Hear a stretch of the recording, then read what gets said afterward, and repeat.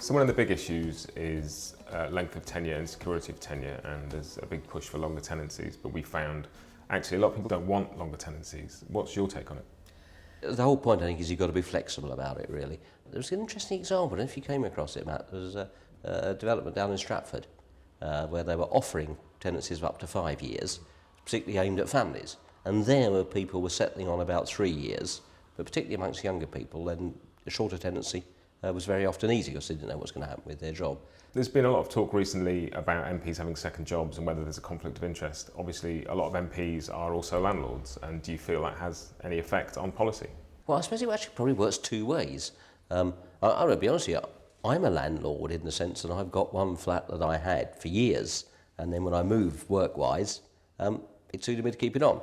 So what I do is I go through an accredited agent, make sure I've got somebody who's a proper professional. Equally, there's quite a lot of MPs are tenants as well, because many of the people who live outside London will be renting during the week. So I think it probably works both ways, is the honest truth. There's a general consensus we need to build at least 250,000 new homes every year for the next decade. That's going to be very difficult to achieve, so therefore we need to make the best possible use of existing stock, and there are millions of empty bedrooms in owner-occupied properties in the UK.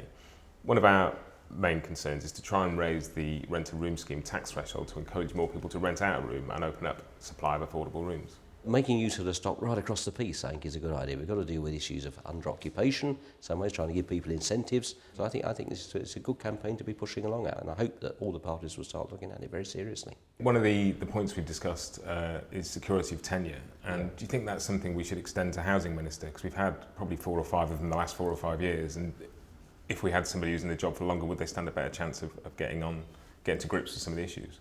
Some personal continuity is a good thing. I think probably this coalition government's been better than some have been in the past. And of course, Eric Pickles, as the head of the department, has been there throughout. But it actually says something about the way we do politics completely in the UK, actually, that we ought to be prepared, I think, to leave ministers as a whole to have a better run at their policy area. You know, sharing a house in any form is always an interesting dynamic. It involves compromise, it involves discussion, and it involves communication. You've essentially been sharing one with the Lib Dems for the last 5 years. How's it worked out? Well, actually, I think it hasn't worked badly, is my own personal view on it. Yeah, there's tensions from time to time. It is a bit like sharing a house. It may not be something you want to do forever.